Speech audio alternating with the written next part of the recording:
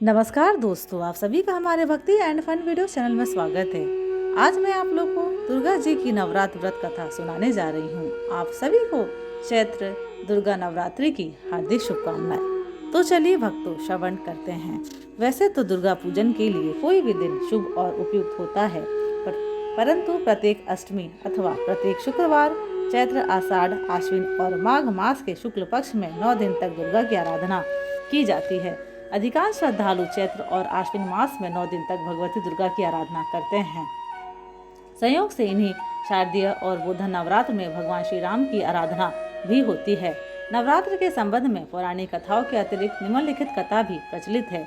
देवताओं के गुरु बृहस्पति ने एक बार ब्रह्मा जी से पूछा, हे ब्रह्मा, आप सभी शास्त्रों को जानने वाले हैं, आप कृपा करके बताएं कि माँ भगवती की प्रसन्नता के लिए किया जाने वाला नवरात्र व्रत क्यों किया जाता है। इस व्रत को पहले किसने किया और इस व्रत का फल क्या है। श्री ब्रह्मा जी ने कहा, हे देवगुरु, आपने जगत के कल्याण के लिए यह अच्छा प्रश्न किया है। प्रत्येक वर्ष चैत्र, आषाढ़, आश्विन और माघ मास के शुक्ल पक्ष को नवरात्र व्रत किए जाते हैं। इन चारों में भी चैत्र और आश्विन मास के नवरात्र प्रमुख माने गए हैं। इन नवरात्रों में व्रत करने वालों की सभी कामनाएं पूर्ण होती है। माँ भगवती की कृपा से व्रत पूजन और कथा श्रवण के साथ दान पुण्य करने वाला मोक्ष का अधिकारी बनता है। नवरात्र व्रत करने वाला धन, विद्या, पुत्र आदि प्राप्त करता है। इस व्रत को न करने वाला मनुष्य उत्तम धन से रहित होकर पृथ्वी पर सम्मान नहीं पाता। यदि इस व्रत को करने वाला मनुष्य पूरे दिन का उपवास न कर सके तो एक समय भोजन कर ले और उस दिन बांधवों सहित नवरात्र व्रत कथा का श्रवण करे। हे बृहस्पति, जिसने पहले इस महाव्रत को किया उसका पवित्र इतिहास मैं तुम्हें सुनाता हूँ। इस प्रकार ब्रह्मा जी का वचन सुनकर बृहस्पति जी बोले, इस कल्याणकारी व्रत के इतिहास को मैं सावधान होकर सुन रहा हूँ, कृपा सविस्तार कहें। ब्रह्मा जी बोले, पीठत नामक मनोहर नगर में सुनाथ नाम का एक ब्राह्मण रहता था। वह भगवती दुर्गा का परम भक्त था। उसके परिवार में सुमति नाम की एक अत्यंत सुंदर पुत्री पैदा हुई। वह कन्या अपने पिता के घर में शुक्ल पक्ष की चंद्रकला के समान बढ़ने लगी। उसका पिता प्रतिदिन दुर्गा की पूजा और होम करता था। कन्या भी नियम से पूजा में उपस्थित होती थी।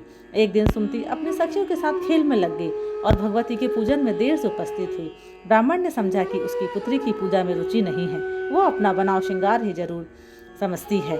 उसने क्रोध में आकर सोचा, मैं इसे अब ऐसी जगह विवाह दूंगा जहाँ इसका रूप रंग व्यर्थ हो जाए। यह सोचकर ब्राह्मण ने कहा, बेटी, तू मेरा कहा नहीं सुनती है, तेरा बहुत बुरा होगा। पुत्री ने बड़ी विनम्रता से कहा, पिताजी, माँ मेरी रक्षक है, भाग्य का लिखा मिटता नहीं। पुत्री की ऐसी बात सुनकर पिता को क्रोध आया और पुत्री से कहने लगा, पुत्री, तूने भगवती का पूजन नहीं किया, अब मैं कुष्ठी और दरिद्री के साथ तेरा विवाह करूंगा। इस प्रकार कुपित पिता का वचन सुनकर सुमति को बड़ा दुख हुआ। वह बोली, पिताजी, मैं आपकी कन्या हूँ, सब तरह से आपके अधीन हूँ, जहाँ आपकी इच्छा हो वहाँ विवाह कर सकते हैं। होगा वही जो मेरे भाग्य में लिखा है। मेरा तो इस पर पूर्ण विश्वास है। मनुष्य अनेक मनोरथों का चिंतन करता है, पर होता वही है जो विधाता ने भाग्य में लिखा है। अपनी कन्या के ऐसे निर्भीक वचन सुनकर ब्राह्मण को और अधिक क्रोध आया। उसने अपनी कन्या का विवाह एक कुश्ती के साथ कर दिया और बोला, देखता हूँ कि भाग्य के भरोसे रहकर अब तू क्या करेगी। इस प्रकार पिता के कठोर व्यवहार को देख सुमति अपने पति के साथ वन में चली गई। इस भयावने वन में सुमति और उसके पति ने रात कष्ट से बिताई।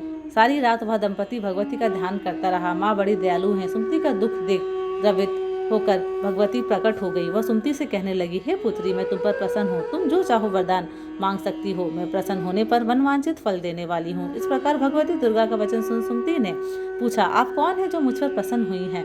यह सब मुझसे कहें और अपनी कृपा दृष्टि से मुझ दीन दासी को कृतार्थ करें। सुमति का वचन सुनकर देवी बोली, मैं आदि शक्ति हूँ और मैं ही ब्रह्म विद्या और सरस्वती हूँ। मैं प्रसन्न होने पर प्राणियों का दुख दूर कर उनको सुख प्रदान करती हूँ। सुमति माँ के चरणों में गिर गई। उसने हाथ जोड़कर पूछा, हे माँ, किन कारणों से मेरी यह दुर्गति हुई है? इस जन्म में तो मैंने कोई पाप नहीं किया, आप कृपा करके मेरे पूर्व जन्म के बारे में बताएं। भगवती ने कहा, मैं तुम्हें पूर्व जन्म का वृत्तांत सुनाती हूँ। तुम पूर्व जन्म में निषाद भील की पतिव्रता स्त्री थी। एक दिन तुम्हारे निषाद पति ने चोरी की। चोरी करने के कारण तुम दोनों को सिपाहियों ने पकड़ लिया और कारागृह में डाल दिया। उन लोगों ने तुम्हें और तुम्हारे पति को भोजन नहीं दिया। भाग्य से वह दिन नवरात्र था। नवरात्र में तुम्हें ना तो खाने को अन्न मिला और ना पीने को जल मिला। इस प्रकार 9 दिन तक नवरात्र का व्रत हो गया। हे सुमति, उन दिनों में जो व्रत हुआ उस व्रत के प्रभाव से प्रसन्न होकर तुम्हें उत्तम परिवार मिला था। उसी जन्म के व्रत के प्रभाव से मैंने दर्शन दिए हैं। अब तुम्हें मनवांछित वस्तु मिल रही है। तुम्हारी जो इच्छा हो सो मांगो। माँ दुर्गा के इस प्रकार के वचन सुन सुमति बोली, अगर आप मुझ पर प्रसन्न है तो हे माँ, कृपा मेरे पति का कोढ़ दूर कर दें। देवी बोली, उन दिनों जो तुमने व्रत किया, उस व्रत के मात्र एक दिन का पुण्य अपने पति को कोढ़ ठीक करने के लिए अर्पण करो। मेरे प्रभाव से तुम्हारा पति कोढ़ से रहित हो जाएगा। माँ दुर्गा की महिमा अपरंपार है। किसी भी जन्म में किया गया पुण्य, उनका नाम स्मरण, व्रत आदि भक्त को मनचाहा वरदान देता है। श्री ब्रह्मा जी ने कहा। देवी के वचन सुनकर सुमति बहुत प्रसन्न हुई। अपने पति को निरोग करने की इच्छा से माँ दुर्गा को प्रणाम कर बोली, माँ तुम मुझ पर कृपा करो और अपने पूजन का फल देकर मेरे पति को निरोग कर दो। तत्क्षण ही सुमति के पति का शरीर भगवती दुर्गा की कृपा से कांतिक हो गया। पति की मनोहर देह को देख सुमति माँ की स्तुति करने लगी। उसने कहा, हे दुर्गे, आप दुर्गति को दूर करने वाली, तीनों लोगों का संताप हरने वाली, समस्त दुखों को दूर करने वाली, रोगी मनुष्य को निरोग करने वाली, प्रसन्न होने पर मनवांचित वस्तु देने वाली और दुष्टों का नाश करने वाली है। सारी जगत की आप ही माता और पिता है। हे अम्बे, मेरे छोटे से अपराध पर मेरे पिता ने एक कुष्ठी के साथ मेरा विवाह किया था। आपने मेरा उद्धार किया है। हे देवी, मैं आपको प्रणाम करती हूँ। आपने मुझ दीन की रक्षा की। इस प्रकार वंदना कर सुमति माँ के चरणों में गिर पड़ी। ब्रह्मा जी बोले, बृहस्पति, सुमति ने मन से देवी की स्तुति की थी, इसलिए देवी बहुत संतुष्ट थी। वह सुमति से बोली, हे पुत्री, तेरे उद्दालक नाम का अति बुद्धिमान, धनवान, कीर्तिमान और जितेंद्र पुत्र पैदा होगा। ऐसा कह देवी उससे फिर कहने लगी, हे पुत्री, और भी कुछ तेरी इच्छा हो तो मांग सकती है। भगवती दुर्गा के वचन सुनकर सुमति बोली, हे दुर्गे, अगर आप मुझ पर प्रसन्न हैं तो कृपा कर मुझे नवरात्र व्रत विधि बतलाइए। हे दयावती, जिस विधि से नवरात्र व्रत करने से आप प्रसन्न होती हैं, उस विधि और उसके फल का विस्तार से वर्णन करें। सुमति के वचन सुनकर देवी बोली, हे पुत्री, मैं तुम्हारे लिए संपूर्ण पापों को दूर करने वाली नवरात्र व्रत विधि बतलाती हूँ, जिससे मनुष्य पापों से छूटकर मोक्ष की प्राप्ति करता है। आश्विन मास के शुक्ल पक्ष की प्रतिपदा से लेकर 9 दिन तक विधि पूर्वक व्रत करें। यदि दिन भर का व्रत ना कर सके तो एक समय भोजन करें। योग्य ब्राह्मण से पूछकर घट की स्थापना करें और वाटिका बनाकर उसको प्रतिदिन जल से सींचें। महाकाली, महालक्ष्मी और महासरस्वती की मूर्तियां बनाकर नित्य विधि विधान सहित पूजा करें और अर्घ दें। बिजोरों के फूल से अर्घ देने से रूप की प्राप्ति होती है।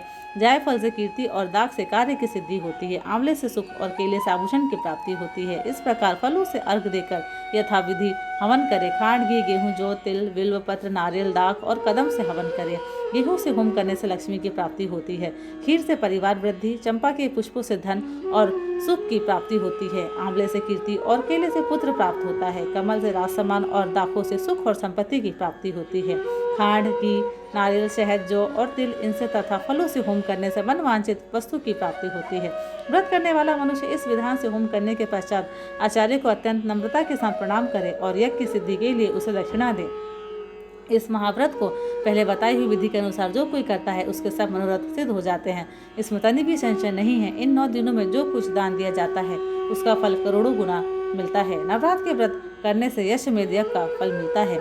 नवरात्र में भगवती के पूजन हवन की यह विधि जान सुमति प्रसन्न हो गई। हे देव गुरु बृहस्पति, संपूर्ण कामनाओं को पूर्ण करने वाले इस उत्तम व्रत को तीर्थ, देवी मंदिर अथवा सुविधा हो तो घर में ही विधि के अनुसार करें। कवच, किलक, अर्गला स्तोत्र का पाठ, हवन, पुराण पाठ के साथ भगवती का पूजन करना चाहिए। नवरात्र व्रत की विधि और फल बताकर देवी अंतर ध्यान होगी। जो पुरुष ऐसे इस व्रत को भक्तिपूर्वक करता है, वह इस लोक में सुख पाकर अंत में मोक्ष पाता है।